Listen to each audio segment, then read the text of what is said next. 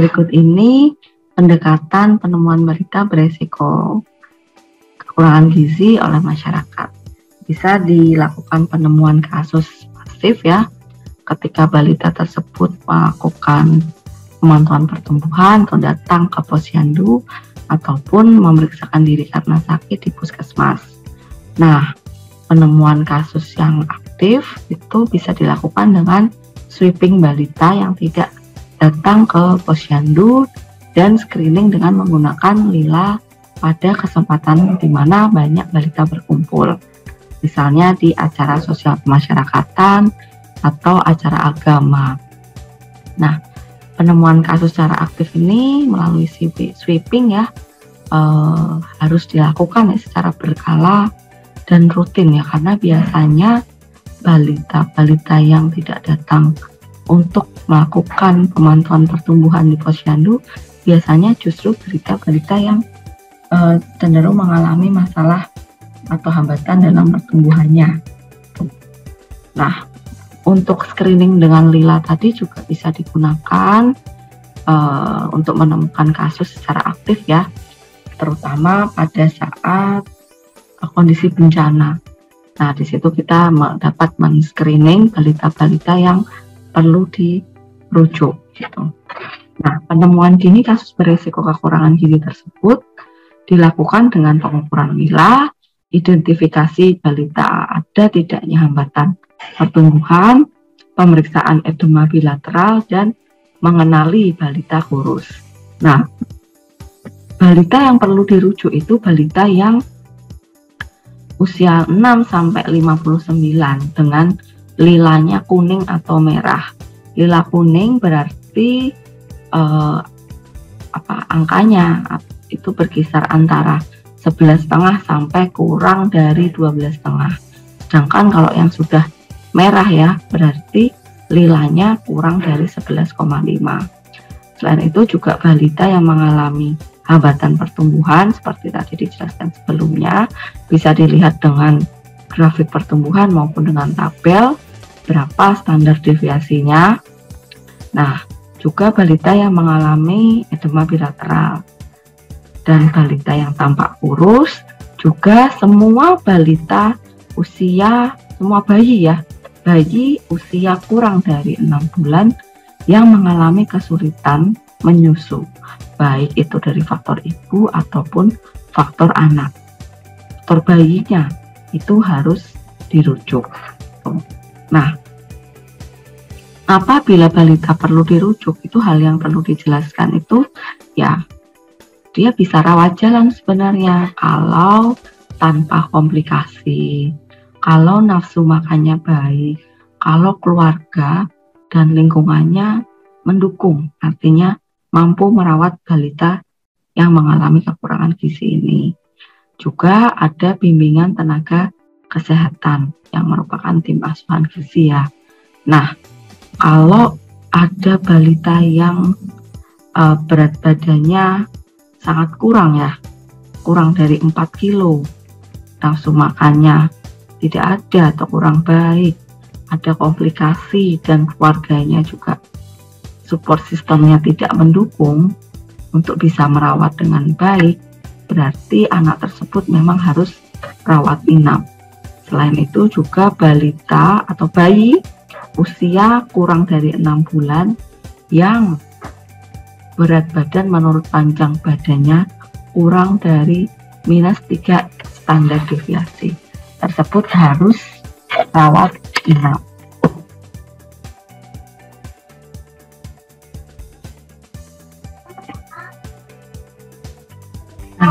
Pokok bahasan selanjutnya yaitu tindak lanjut balita beresiko.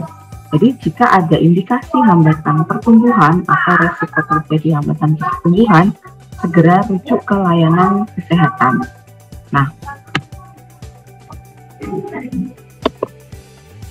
berikut ini tindak lanjut balita beresiko.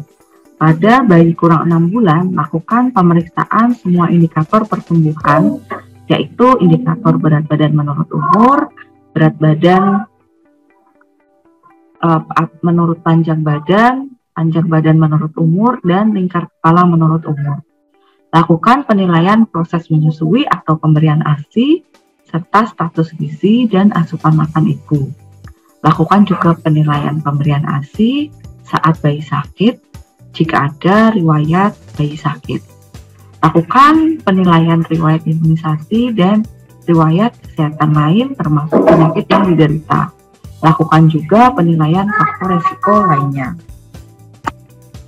Nah, tindak lanjut sesuai dengan kondisi yang ditemukan seperti konseling menyusui, konseling gizi bagi ibu menyusui, rujukan ke program kesehatan terkait, misalnya imunisasi, konseling stimulasi tumbuh kembang, tata laksana gizi buruk bagi balita yang teridentifikasi gizi buruk.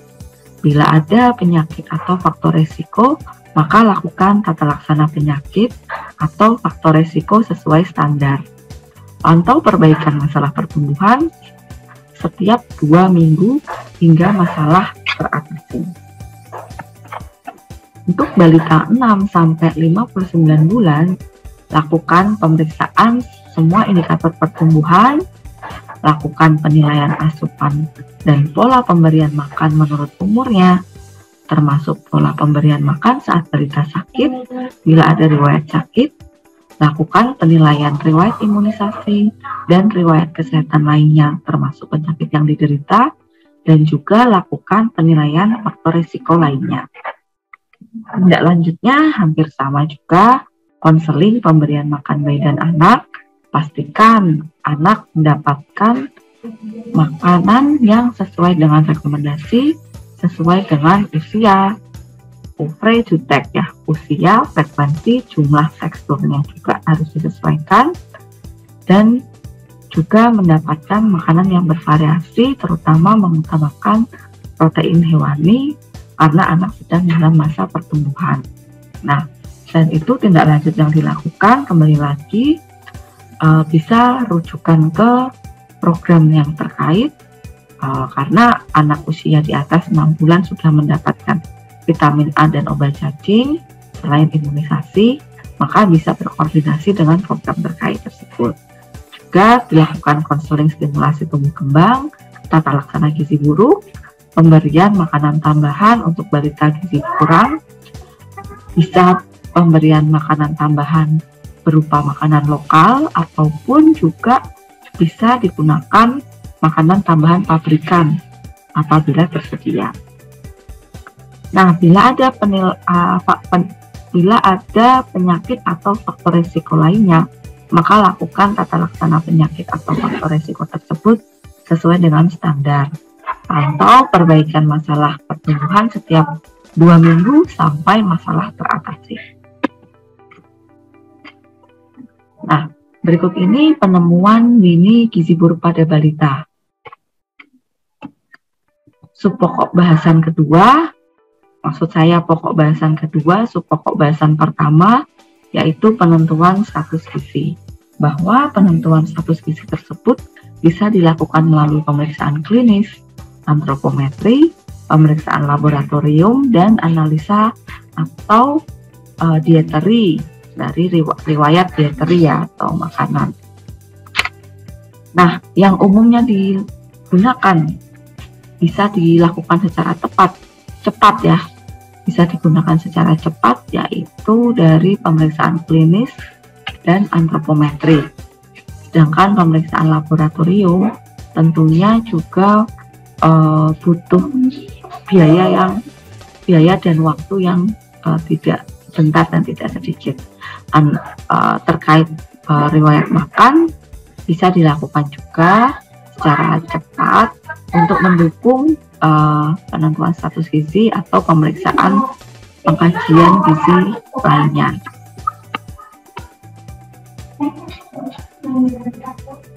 Berikut ini menentukan status gizi berdasarkan antropometri. Nah, bisa menggunakan indeks antropometri yang tadi saya sebutkan di atas.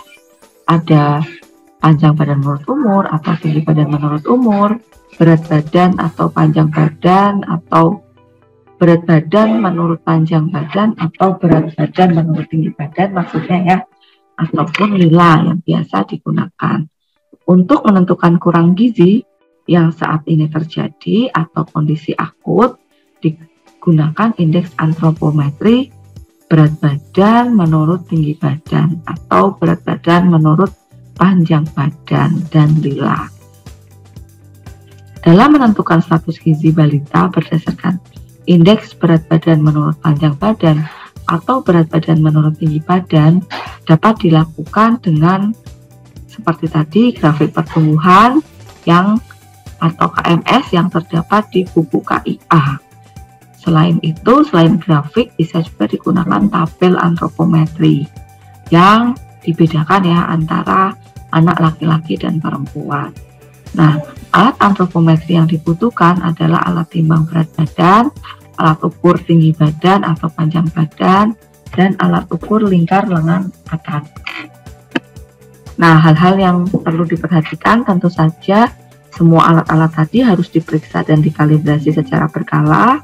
Alat timbang berat badan untuk bayi digunakan timbangan berat badan dengan ketepatan 10 gram.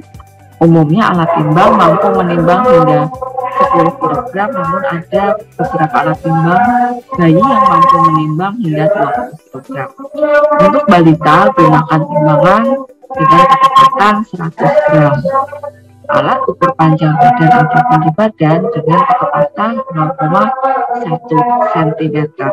Begitu juga dengan pita pengukur lingkar lengan atas balita. Gunakan yang ketinggiannya minimal 0,1 cm. Hal lain yang perlu diperhatikan antara lain cara pengukurannya.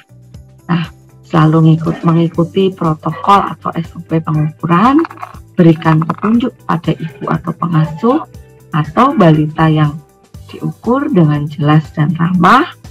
Untuk keamanan, pastikan pengukur tidak memegang pensil atau pena saat sedang mengukur ya, kecuali memberi tanda pada lengan saat pengukuran lila.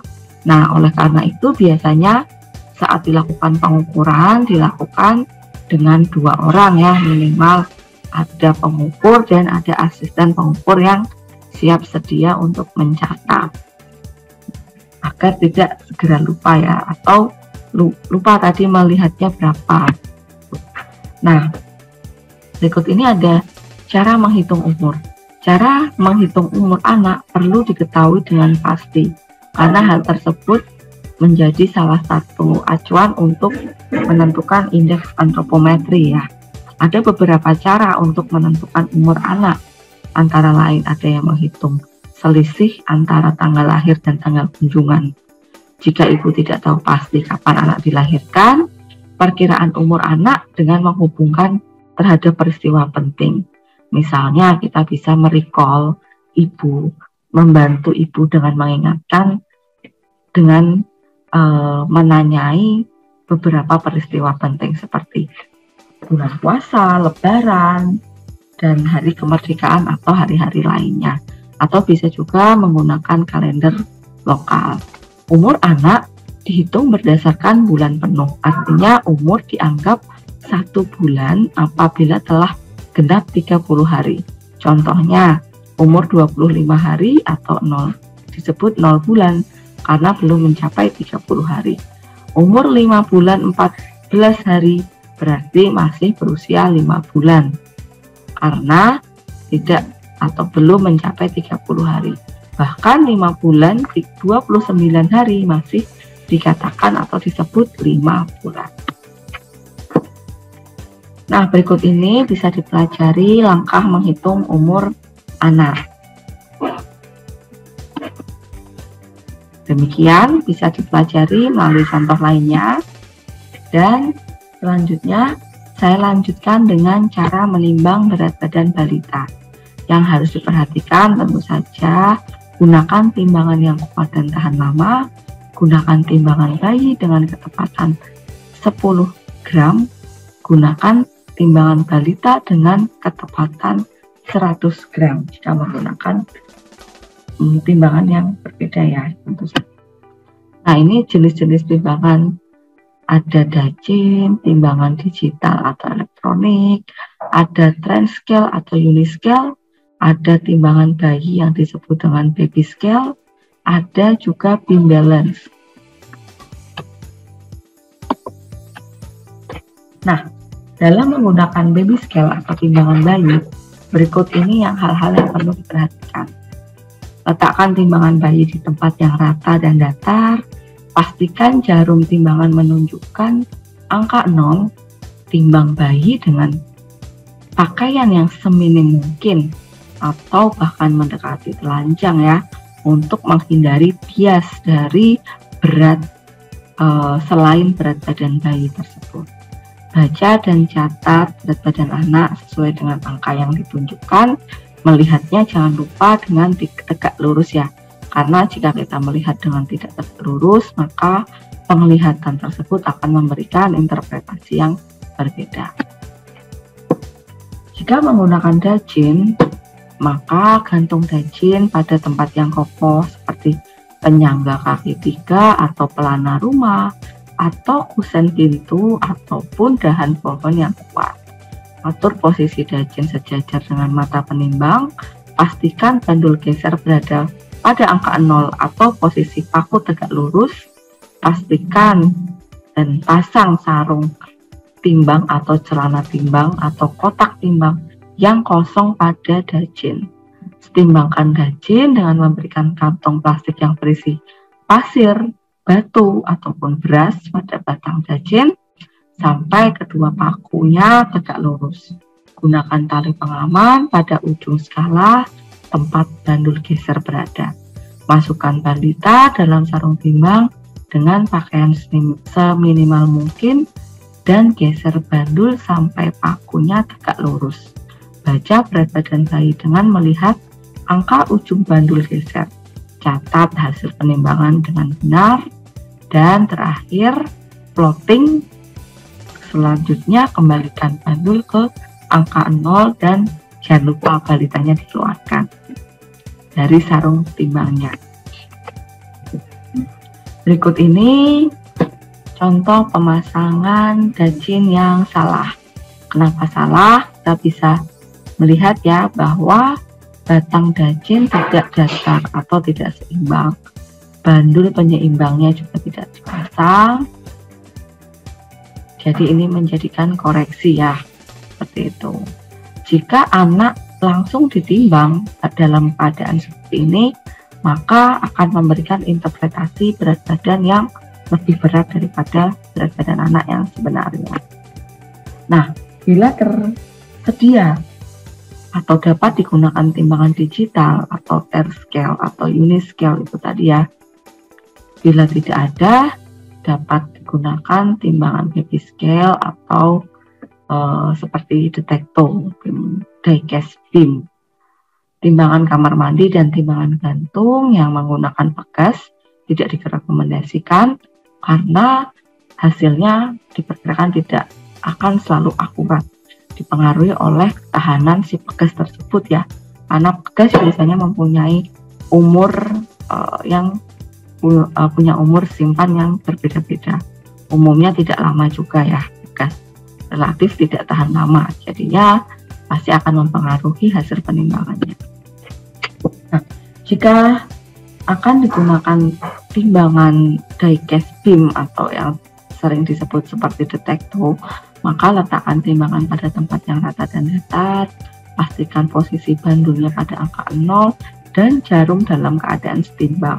Posisikan anak pada timbangan, geser bandul sesuai berat balita sampai posisi jarum setimbang, baca dan catat. Dan jika anak bergerak-gerak terus dalam timbangan atau tidak bisa diam, maka perlu ditimbang dengan ibunya. Berat badan anak nanti dapat dikurangi dari berat badan bersama ibu, dikurangi berat badan ibunya ya tentunya. Itu menjadi salah satu trik atau salah satu tips untuk menghindari interpretasi yang salah atau pembacaan penimbangan yang salah jika anaknya terlalu rewel atau banyak bergerak. Nah, berikutnya cara mengukur tinggi badan untuk anak kurang dari 2 tahun, lakukan pengukuran secara telentang. Nah, jika diukur tingginya atau secara berdiri, maka untuk anak kurang dari 2 tahun tersebut harus ditambahkan 0,7 cm untuk mengkonversinya menjadi panjang badan. Sedangkan untuk anak lebih atau sama dengan 2 tahun yang sudah mampu berdiri, pengukuran disarankan dapat dilakukan secara berdiri, namun jika dilakukan secara telentang menggunakan panjang badan, berarti harus dikurangi 0,7 cm untuk mengkonversinya menjadi tinggi badan. Nah, peralatan yang diperlukan untuk mengukur tinggi badan adalah papan ukur, panjang badan atau disebut juga infantometer atau stadiometer dengan kriteria kuat dan tahan lama. Presisinya sampai 0,1 cm, sudah dikalibrasi dan memiliki standar nasional Indonesia. Nah, berikut ini cara atau alat yang digunakan untuk mengukur tinggi dan panjang badan. Bisa kita lihat posisi balita dan pengukurnya seperti ini, tegak lurus. Posisi tangan asisten pengukur memegang telinga dengan posisi kepalanya dipastikan disebut Frankfurt. Juga posisi pengukur yang benar dengan mata tegak lurus ke jendela baja alat pengukur. Posisi kaki yang benar, telapak kakinya harus tegak lurus menempel pada papan penggeser. Nah, selanjutnya cara mengukur tinggi pada anak menggunakan microtoys ya. Posisikan microtoys di lantai untuk mendapatkan angka 0-nya. Kemudian tarik ke atas sampai menunjukkan angka 0 dan posisi microtoys siap dipakai setelah direkatkan ke dinding yang tentu saja tidak bergelombang ya. Pilih yang rata. Nah, berikut ini ilustrasinya pengukuran tinggi badan.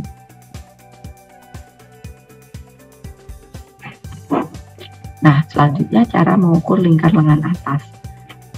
Biasanya dilakukan pada balita umur 6 sampai 59 bulan menggunakan pita.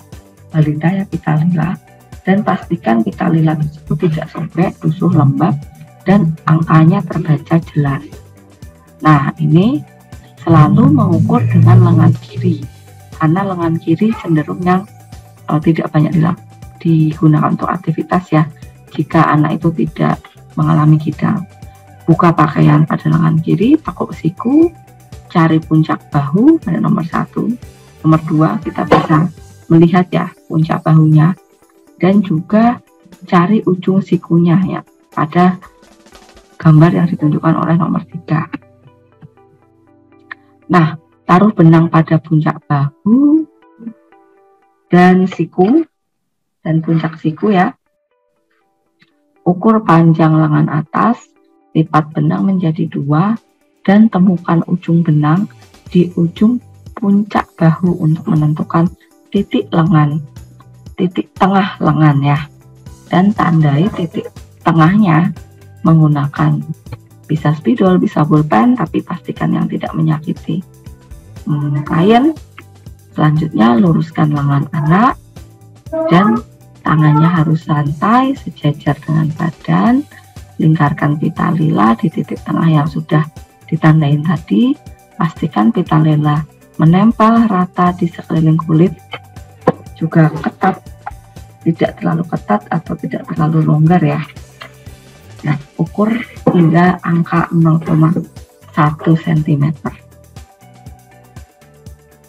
Mana angka yang terdekat bisa dibaca secara langsung.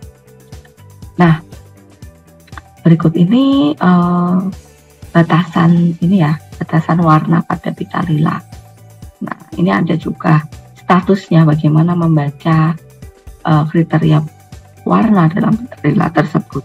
Jika merah pasti sudah terjadi gizi buruk, karena artinya lilanya sudah kurang dari 11,5 cm, dan jika kuning berarti gizi kurang, dan jika hijau berarti aman, yaitu pada status yang normal. Nah, menentukan status gizi menggunakan grafik pertumbuhan tadi dan tabel antropometri itu bisa dilakukan keduanya ya. Jika dengan grafik itu tadi bisa kita lihat tren pertumbuhannya, bisa dilakukan atau disimpan karena sudah ada di buku KIA, harus selalu dibawa saat dilakukan pemantauan pertumbuhan. Dengan syarat hasil pemantauan pertumbuhan tersebut harus selalu diplot di grafik pertumbuhan. Kalau nggak diplot ya nggak ada gunanya, kita nggak bisa melihat tren pertumbuhannya.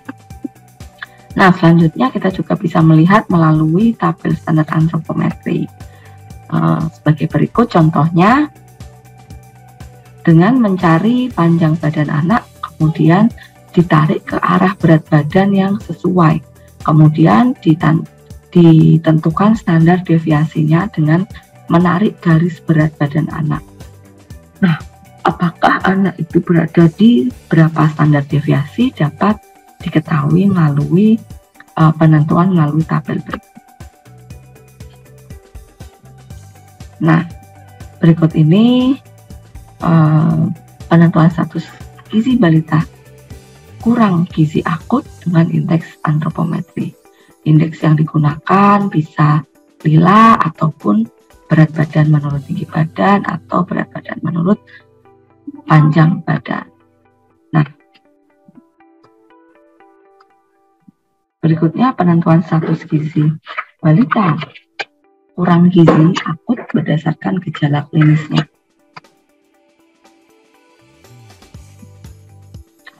Kita bisa melihat gejala klinisnya antara lain adanya edema bilateral, karena biasanya yang akut mempunyai ciri-ciri bilateral edemanya. Ada pada kedua sisi tubuh, misalnya kedua telapak tangan, kedua tungkai, ataupun kedua lengan. Mulai dari kedua telapak tangan atau telapak kaki juga, bila semakin berat, maka edema akan mengenai kedua tungkai, lengan, dan bahkan di muka ya. Jadi nanti terlihat baby moon atau moon face. Jika edema hanya tungkai atau lengan atau muka, maka edema ini bukan karena kurang gizi akut jika salah satunya. Jadi tandanya edema juga tidak sakit bila ditekan. Tidak ada perubahan dalam sehari, misalnya tidak memburuk di malam hari dibandingkan pagi hari. Cara pemeriksaan edema bilateral itu lakukan pemeriksaan pada kedua sisi tubuh, misalkan kedua telapak kaki, kedua tungkai, ketiak. Tekan lembut dengan kedua ibu jari apakah ada sakit, sakit karena penekanan tadi, angkat ibu jari ya. Jika lakukan bekas tekanan tertinggal pada kedua kaki atau tungkai, hal ini menunjukkan pasien memiliki atau sedang mengalami edema. Bekas tekanan mungkin lebih mudah dirasakan daripada yang terlihat. Kita bisa lihat ya, pada gambar ada bekas yang tertinggal setelah bekas tekannya. Nah, berikut ini klasifikasi edema bilateral. Bisa diklasifikasikan derajat ringan, sedang, ataupun berat. Jika derajat ringan, maka edema hanya di kedua punggung kaki. Derajat sedang, edema di kedua punggung kaki dan tungkai bawah, dan atau tangan atau lengan bawah. Nah, dikatakan derajat berat apabila edema sudah meluas di seluruh bagian tubuh, atau bisa disebut juga, biasanya disebut edema anasarka. Nah, subpokok bahasan kedua dari pokok bahasan kedua itu adalah langkah-langkah penemuan dini gizi buruk di masyarakat. Nah, bisa dilakukan dengan meningkatkan akses balita untuk ditimbang setiap bulan melalui berbagai titik penimbangan. Jadi tidak hanya di posyandu, bisa juga di BKB atau unit-unit kegiatan lainnya yang mungkin dilakukan. Bila diperlukan dapat dilakukan sweeping agar cakupan penimbangan mencapai 100%. Hal ini dapat dilakukan oleh kader dan semua komponen masyarakat lainnya. Nah, pengukuran lila pada anak usia 6-59 bulan bisa di tempat penimbangan juga dilakukan setiap bulan. Nah, pendekatan penemuan balita berisiko kurang gizi oleh masyarakat bisa dilakukan karena penemuan kasus pasif dan aktif. Dikatakan pasif apabila dilakukan saat balitanya datang ke posyandu untuk kegiatan pemantauan pertumbuhan. Nah, saat kunjungan rutin ke fasilitas kesehatan dan kunjungan mungkin ke rumah sakit ataupun puskesmas ya. Nah, pada saat balita berkunjung tersebut dilayani, diperiksa mengikuti protokol MTBS. Nah, pemeriksaannya berat badan dan panjang atau tinggi badan tentunya tadi ya, meliputi indeks antropometri yang tadi sebelumnya sudah disebutkan, lila dan edema bila telat. Apabila ditemukan, nah berarti kita sudah menemukan balita beresiko. Nah, sedangkan penemuan kasus aktif dilakukan melalui sweeping balita yang tidak datang ke posyandu. Biasanya balita yang tidak datang ke posyandu cenderung balita yang mempunyai salah gizi ya. Jadi sweeping ini juga perlu dilakukan secara berkala, secara rutin juga dilakukan untuk menemukan kasus-kasus yang tidak terlihat karena memang tidak datang di posyandu. Nah, berikut ini alur penapisan balita gizi buruk dan gizi kurang dan jenis layanan yang diperlukan. Bisa dilihat ya melalui tabel ini nanti untuk menentukan apakah dia akan rawat jalan, apakah dia cukup diberikan dengan pemberian makanan tambahan pemulihan atau harus dilakukan rawat inap. Nah, tentunya hal ini harus diputuskan ketika kita mengikuti alur penapisan balita gizi buruk atau gizi kurang ini. Kita bisa menentukan layanannya apa yang diperlukan. Demikian, terima kasih. Ada kurang lebihnya, saya mohon maaf. Assalamualaikum warahmatullahi wabarakatuh.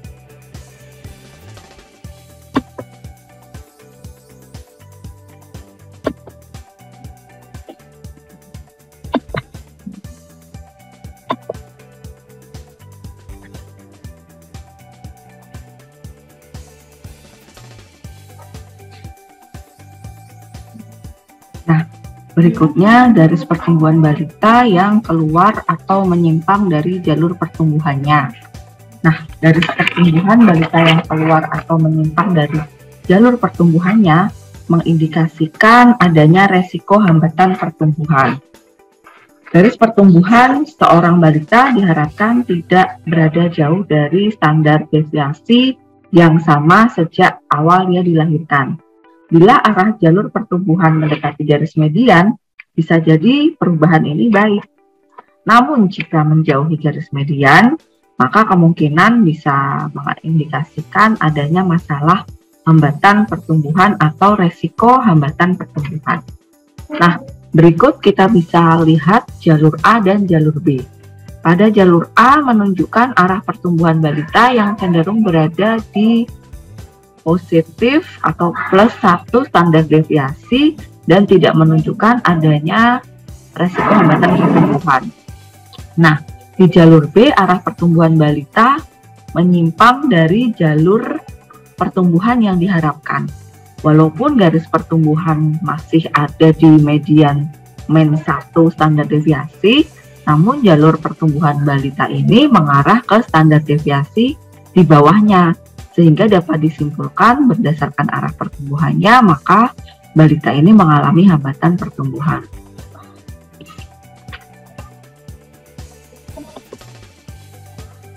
Nah, berikutnya garis pertumbuhan balita yang keluar atau menyimpang dari jalur pertumbuhannya. Nah, berikut ini ditunjukkan garis pertumbuhan panjang badan menurut umur yang menyimpang atau keluar dari jalur pertumbuhan dan memotong standar deviasi di bawahnya. garis pertumbuhan turun atau naik tajam. Nah, hal ini perlu mendapat perhatian. Nah, tapi seperti yang sudah dijelaskan sebelumnya tadi, kita harus melihat secara keseluruhan ya status pertumbuhan balita ini. Jika balita baru sembuh dari sakit atau dia menderita kekurangan gizi, maka pada saat terapi gizi dan saat pemantauan pertumbuhan berikutnya diharapkan terjadi tumbuh kejar. Jadi yang akan terlihat ya kenaikan tajam berat badan balita tersebut yang diharapkan. Jadi bila bukan tumbuh kejar, maka bukan yang diharapkan adanya kenaikan berat badan. Nah, hal itu yang perlu diwaspadai. Kenaikan tajam dari jalur pertumbuhan dapat disebabkan karena perubahan pola pemberian makan yang akan meningkatkan resiko balita gemuk. Nah, pada balita dengan kenaikan berat badan yang tajam perlu dilihat juga tinggi badannya. Apakah tinggi badannya juga mengalami peningkatan atau tinggi badannya tetap sehingga dia mengalami kegemukan atau mengalami peningkatan berat badan tanpa disertai penambahan tinggi atau panjang badannya. Nah, hal ini bisa menjadi masalah pertumbuhan. Nah, penurunan garis pertumbuhan berat badan yang tajam untuk balita dengan status gizi yang baik atau gizi kurang harus segera diperiksa dan ditangani. Bahkan pada balita gemuk tidak seharusnya terjadi penurunan berat badan yang tajam. Nah, berikut ini garis pertumbuhan turun atau naik tajam. Seperti tadi yang sudah dijelaskan sebelumnya ya. Namun hal ini bisa dipelajari dengan contoh. Berikut ini.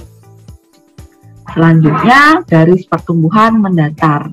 Nah, adanya garis pertumbuhan yang mendatar ini perlu kita waspadai sebagai adanya masalah hambatan pertumbuhan. Bila berat badan balita ini tetap, tingginya juga tetap, namun umurnya bertambah, nah kemungkinan dia mengalami masalah pertumbuhan. Bila tinggi badan balita tetap sama dengan periode waktu yang sebelumnya, yang sudah lebih dari 6 bulan ya, maka balita tersebut bisa dikatakan tidak bertumbuh. Nah, pengecualiannya apabila balita gemuk atau obes mampu mempertahankan berat badannya, sedangkan tinggi badannya terus meningkat. Nah, itu memang hal yang diharapkan. Nah, berikut ini contoh pada umur 14 bulan terjadi penurunan berat badan yang tajam karena diare. Sehingga arah pertumbuhan berat badan menurut umurnya menyimpang dari jalur dan menjauh dari garis median. Kita bisa lihat ya. Sedangkan selanjutnya arah pertumbuhan berat badan menurut umur juga mulai menyimpang dari jalurnya. Mulai titik selanjutnya. Bila balita ini tidak mendapatkan penanganan yang tepat, termasuk tepat waktu tentunya, maka arah pertumbuhan jalur panjang badan menurut umur akan semakin menjauhi garis median dan balita ini menjadi beresiko untuk stunting ya, atau pendek. Nah, berikut ini contoh di samping yang menjelaskan bagaimana dalam grafik pertumbuhan anak di KMS itu disebut naik, tidak naik, dan kita bisa melihat penjelasan berikut ini. Nah, pada bulan November dikatakan tidak naik karena grafik berat badan memotong garis pertumbuhan di bawahnya. Sedangkan walaupun ada kenaikan berat badan yang kurang dari KBM, kenaikan berat badannya sebesar 300 gram ya. Ada kenaikan tapi kurang dari kenaikan yang diharapkan atau minimal, kenaikan berat badan minimal. Nah, pada bulan Desember ada kenaikan yang ditandai dengan grafik berat badannya memotong garis pertumbuhan di atasnya dan kenaikan berat badannya lebih dari 300 gram. Artinya balita ini pada bulan Desember mencapai kenaikan yang adekuat, yang cukup untuk usianya. Dan selanjutnya dapat dibaca bahwa sampai pada bulan Maret, April, dan Mei dikatakan naik, tidak naik, dan tidak naik. Namun tidak bisa dibaca ya tren pertumbuhannya, karena ada bulan di mana dia tidak memeriksakan status pertumbuhannya, yaitu pada bulan Januari dan Februari. Jadi bisa kita lihat kalau titiknya tidak bisa dihubungkan. Subpokok bahasan selanjutnya yaitu balita yang beresiko.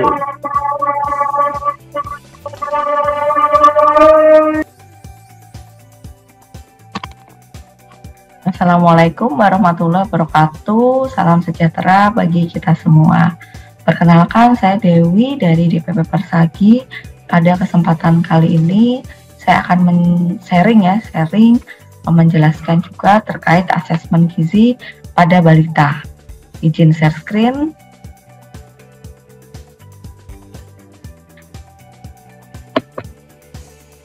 Nah, berikut ini tujuan pembelajaran umumnya. Setelah mengikuti materi ini, diharapkan peserta mampu melakukan asesmen gizi pada balita, dan tujuan khususnya setelah mempelajari materi ini, peserta mampu melakukan pemantauan pertumbuhan dan juga melakukan penemuan dini gizi buruk pada balita. Nah, berikut ini pokok bahasan dan subpokok bahasan. Pokok bahasannya antara lain ada pemantauan pertumbuhan dan penemuan dini gizi buruk pada balita, dengan subpokok bahasannya sebagai berikut. Nah, memasuki pokok bahasan yang pertama terkait pemantauan pertumbuhan. Nah, memang di tingkat masyarakat untuk penapisan massal untuk menemukan hambatan pertumbuhan itu dilakukan melalui pemantauan pertumbuhan. Nah, pemantauan pertumbuhan sendiri idealnya dilakukan secara rutin setiap bulan, umumnya dilakukan di posyandu. Nah, pemantauan pertumbuhan tersebut dilakukan terhadap indeks antropometri ya. Kita bisa lihat di sini ada indeks antropometri apa saja, antara lain berat badan menurut panjang badan atau tinggi badan, panjang badan atau tinggi badan menurut umur, berat badan menurut umur, lingkar lengan atas, juga lingkar kepala menurut umur. Nah, berikut ini adalah kriteria atau kategori indeks antropometri menurut Permenkes nomor 2 tahun 2020 tentang standar antropometri anak. Kita bisa lihat ya, kalau kategori berat badan menurut panjang badan atau berat badan menurut tinggi badan, di sini ada gizi kurang sampai obes atau gemuk. Begitu pula juga ada kategori panjang badan menurut umur atau tinggi badan menurut umur, dari sangat pendek sampai dengan tinggi dan sebagainya ya, dan seterusnya bisa dilihat dalam tabel ini. Nah, untuk anak yang ada pada kategori tinggi nih, termasuk tinggi ini ya, ada di kategori pada indeks antropometri panjang badan menurut umur atau tinggi badan menurut umur, ini biasanya terjadi masalah, kecuali kemungkinan adanya gangguan endokrin.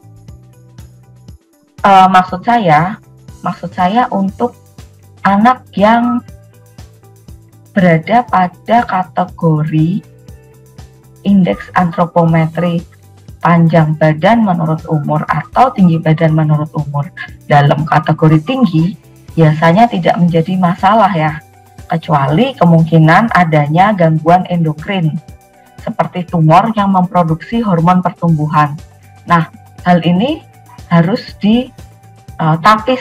ditapis jika ada kecurigaan terkait hal tersebut, agar bisa langsung dirujuk jika diduga mengalami masalah gangguan endokrin tersebut. Mungkin tanda-tandanya bisa dilihat jika anak tersebut mempunyai postur yang terlalu tinggi, sedangkan orang tuanya tinggi badannya normal-normal saja. Nah, subpokok selanjutnya adalah pemantauan pertumbuhan itu sendiri juga yang bertujuan untuk menemukan kasus yang beresiko mengalami gizi buruk. Karena semakin cepat kasus itu ditemukan, semakin cepat hambatan pertumbuhan itu diketahui sedini mungkin, maka akan segera bisa ditangani dengan baik. Nah, kesalahan yang sering terjadi itu adalah kesalahan menilai pertumbuhan yang asal naik gitu. Jadi membandingkan berat badan yang bulan lalu dengan bulan ini dibandingkan, tapi tidak dilihat dari seberapa sih adekuatnya berat badan tersebut harusnya naik, tapi dinilai dengan asal naik saja. Mungkin saya juga perlu menjelaskan di sini pengertian pertumbuhan, yaitu bertambahnya ukuran fisik dari waktu ke waktu yang disebabkan oleh bertambahnya jumlah sel dalam satu organ dan bertambahnya suatu organ. Bisa dilihat dengan indeks antropometri yang tadi sudah dijelaskan sebelumnya. Nah, pertumbuhan itu terjadi adanya pertumbuhan dan pembesaran, mungkin juga penambahan selnya ya. Sedangkan perkembangan ini terjadi apabila ada perubahan fungsi menjadi lebih sempurna. Nah, perkembangan ini juga dipengaruhi oleh pertumbuhan. Oleh karena itu, biasanya anak yang mengalami masalah pertumbuhan juga akan terjadi gangguan perkembangannya pula. Nah, berikut ini beberapa penyebab hambatan pertumbuhan yang utama. Yang pertama adalah kurangnya asupan makan, baik secara kuantitas maupun kualitas, adanya penyakit infeksi kronis atau akut, dan juga kelainan atau adanya cacat bawaan. Nah, berikut ini faktor resiko terjadinya hambatan pertumbuhan dilihat dari segi atau sudut pandang anak, ibu, dan juga faktor ekonominya. Dari sudut pandang anak ya, perhatian khusus mungkin diberikan pada bayi yang berat lahirnya rendah, bayi yang prematur, bayi yang kembar, bayi yang lahir dengan kelainan bawaan, bayi yang lahir atau mengalami infeksi kronis atau mengalami infeksi akut tapi berulang, dan juga diidentifikasi apakah ada sumber penularan penyakit dari dalam atau luar rumah. Selain itu juga diidentifikasi bagaimana, apakah ada kesulitan dalam proses menyusui, ataukah terlambat memperkenalkan makanan, ataukah praktek PMBA-nya atau pemberian makannya yang kurang tepat. Dari segi ibu, kita bisa memperhatikan ya, memberi perhatian khusus jika ibunya itu mungkin mengalami kek, ibunya itu remaja, ibunya itu terpapar asap rokok, dan ibunya itu mungkin bekerja di pabrik atau tempat kerja yang beresiko terhadap kesehatan. Ataupun juga kita bisa melihat dari faktor lainnya, antara lain bagaimana aksesnya ke fasilitas kesehatan, apakah mudah, apakah sulit, apakah punya JKN, apakah bagaimana keadaan kesehatan lingkungannya, dan sanitasi hygiene di rumah dan lingkungannya. Nah, berikut ini pemantauan pertumbuhan balita yang dilakukan dengan KMS dalam pupuk KIA ya. Nah, pemantauan pertumbuhan tersebut harus dilakukan setiap bulan ya di posyandu untuk melihat tren pertumbuhannya itu agar bisa dilihat statusnya itu harus rutin seperti itu. Nah, balita yang tumbuh secara normal akan mengikuti jalur pertumbuhannya. Umumnya berada di antara +2 standar deviasi sampai dengan -2 standar deviasi. Hal-hal yang harus diperhatikan antara lain jika garis pertumbuhan balita tersebut keluar atau menyimpang dari jalur pertumbuhannya, garis pertumbuhan yang turun ataupun naik tajam, garis pertumbuhan yang mendatar, atau misalnya tidak terjadi kenaikan berat badan, tidak terjadi kenaikan panjang ataupun tinggi badan. Nah, oleh karena itu sangat penting ya untuk melihat situasi balita secara keseluruhan pada saat menginterpretasi arah pertumbuhan di grafik pertumbuhan. Misalnya, jika seorang balita mengalami penurunan berat badan saat sakit sebelumnya ya, dan pada saat pemantauan pertumbuhan berikutnya, misalkan bulan lalu sakit, saat ini dilakukan pemantauan pertumbuhan di bulan ini, kemudian ditemukan kenaikan berat badan secara cepat ya, tampak sebagai kenaikan tajam pada grafik pertumbuhan. Nah, maka keadaan ini bisa diindikasikan sebagai keadaan yang baik karena berarti adanya proses tumbuh kejar atau catch up growth. Nah, oleh karena itu perlu melihat secara keseluruhan, perlu melihat riwayat di bulan sebelumnya ya. Nah, begitu juga jika pada pemantauan pertumbuhan balita gemuk ditemukan berat badan yang tidak naik atau malah sedikit yang turun di garis pertumbuhan yang mengarah pada garis median. Nah, hal tersebut bisa jadi juga mengindikasikan perlambatan pertumbuhan, tetapi perlambatan pertumbuhan tersebut memang yang diharapkan. Karena seiring berjalannya waktu, pertumbuhan tinggi badan pada balita tersebut, maka diharapkan tingginya bertambah, tapi kelebihan berat badannya bisa diantisipasi dengan pertumbuhannya tersebut.